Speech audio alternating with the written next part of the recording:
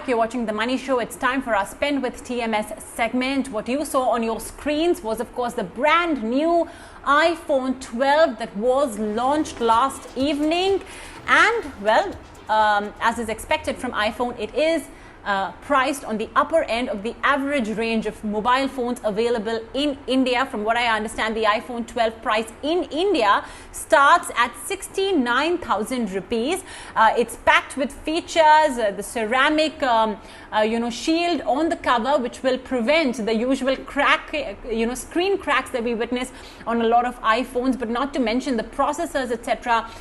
Extremely powerful. There's the HomePod Mini as well that was announced at a much more affordable price of 9,900 rupees. And what's interesting is that I think for the first time, the iPhone pre-orders are going to go live simultaneously around the world.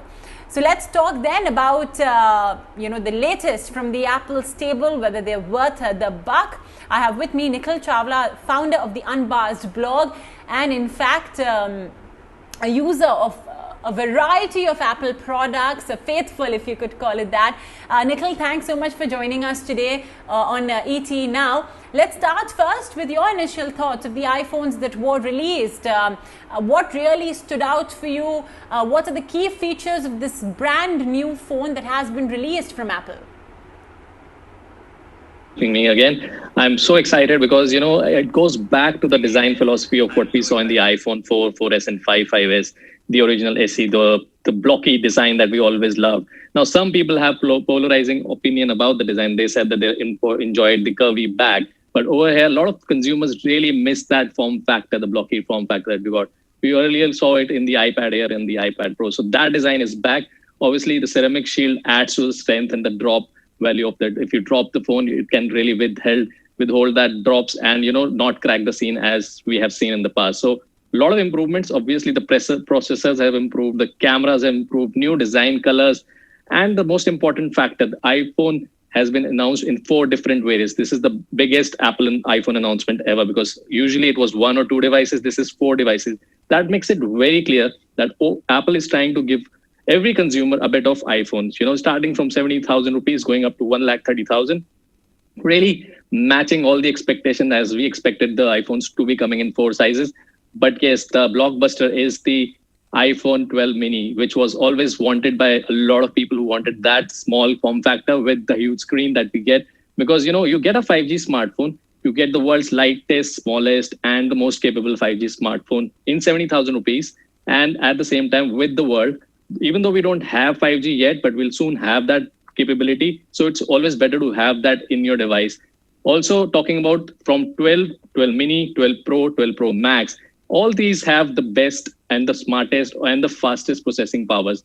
Now, it's up to the user whether he wants a pro camera setup. If he doesn't want, he can settle for something like a iPhone 12 mini or iPhone 12, which is, has all the same specification, the processing power of the iPhone 12 Pro Max and the Mac Pro Max. So that is what is really something that Apple is trying to focus on. You get exactly same processing power, features and everything, wireless charging, your IP68 certification, everything. If you don't want pro cameras, you have 70,000 rupees, go for the 12 mini. If you want a bigger size, the iPhone 12 is for you for 80,000 rupees. If you want like a creative content creator, if somebody who uses a lot of camera, then the Pro and the Pro Max is for you.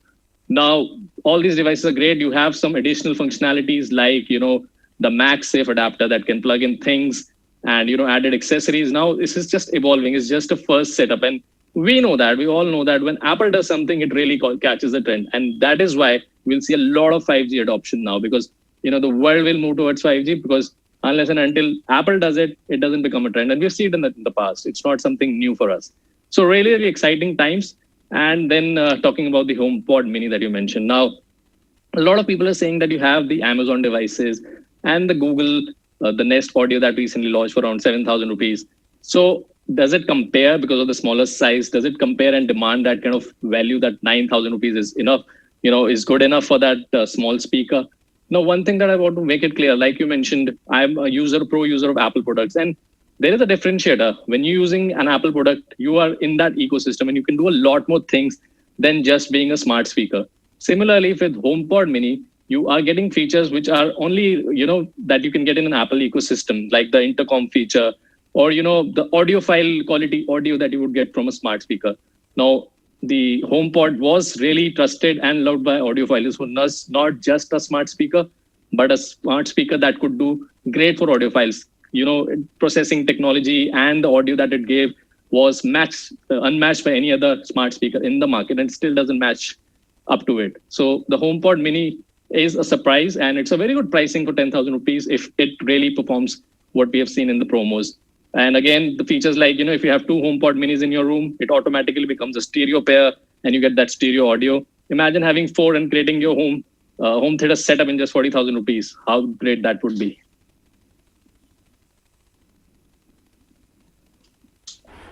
And save all that space, right, that a home theater usually occupies. So and those wires, in both ways. Let's talk a bit more about those iPhone 12. Yeah, let's talk a bit more about the iPhone 12. Now, I want to focus on the Mini because, it's more in the affordable category. You mentioned that it's about the camera, right? That's the only difference. But otherwise, the processing remains the same. The capabilities remains the same. So if I have to just understand the key differentiating point apart from pricing and size for iPhone 12 Mini and the regular iPhones, what would they be? Or is it just camera? It's a camera, and obviously there would be some amount of RAM difference, but it won't be something that you would notice in day-to-day usage. It's only when you start doing those pro tasks that you figure out that, okay, it feels that, it could do better if it had the pro processing power. Otherwise, it's just a little bit amount of RAM that you would feel the differences.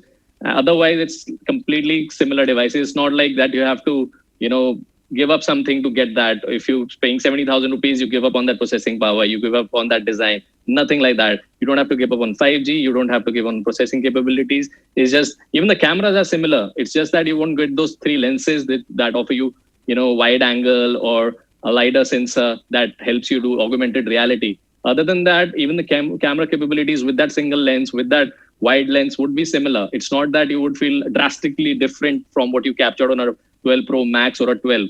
In fact, I was testing the iPhone SE, which launched recently, and it really, with the single lens, also performed very similar to what an iPhone 11 Pro could.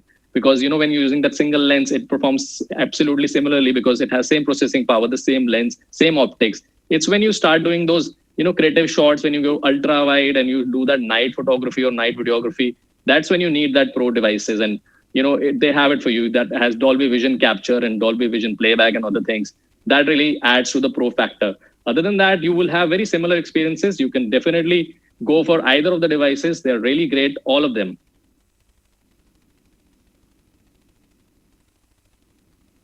Now, Nikhil, would you recommend iPhone 11 or below version users to upgrade to iPhone 12? The reason why I ask you this, and I'm sure you're going to say yes, because it obviously does have a variety of new features.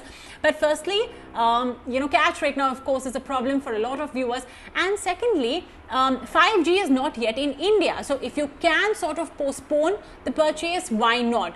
Is that a recommendation, you'd give to viewers? Or do you think that, if you can upgrade, you should go for it?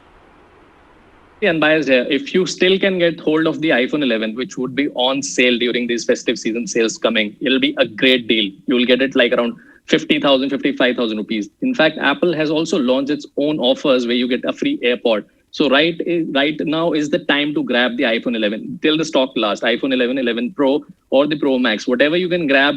If you have the money, you can save a bit and not go for the 12 Pro yet. If you are still, in a way want to get the iPhone experience, you can just go for that if you want to save some money. If you're already an iPhone 11 or 11 Pro user, unless and until you need those new designs, those processing power or the new funky colors, you can definitely hold on your purchase. I would not recommend unless and until it's really needed. For somebody like me who uses camera for everything, the iPhone camera for shooting my videos and everything, I would definitely go for the upgrade. I would recommend people who use that processing power and that cameras will definitely want to upgrade. Other than that, if you're an average user who just uses the iPhone for other tasks like taking calls and doing your overall stuff, you can still live up to that the iPhone 11 or 11 Pro, because Apple phones or Apple devices are long for the longevity, and you can definitely carry on for a few more years, to be honest.